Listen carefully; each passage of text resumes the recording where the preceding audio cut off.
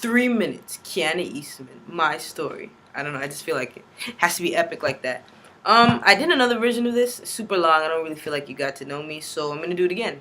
I don't know if you just want the highlights, but let's do the lowlights, highlights. 15, kicked out, gay, family doesn't understand it, not doing so well, involved in a lot of criminal activity, go back to school, playing basketball, find this program named RISE, get really involved, start to sit on East Metro's board. Since then, sat on Nuclear Waste Management Organization of Canada's board, Youth Leaps, East Metro Youth Services, Anita Africa Dub Theater.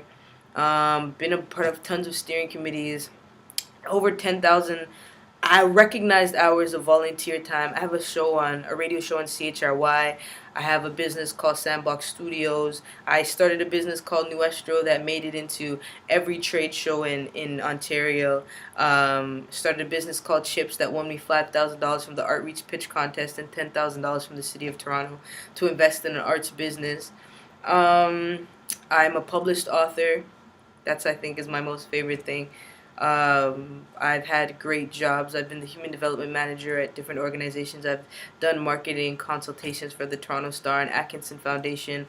I helped to develop the Common Front for Ontario Federation of Labor. All that stuff is really cool. But, like, really, what's my story? My story is that I'm trying to figure myself out in the world and trying to figure out who I want to be and how I can really attain that and maintain my integrity. I think every single day I get up and I do that whole spiel, the thing you heard for the last 45 seconds. But I think really my story is the same as everybody else, right? We're just all trying to figure out how to be ourselves and how to be comfortable being ourselves without making other people uncomfortable being themselves.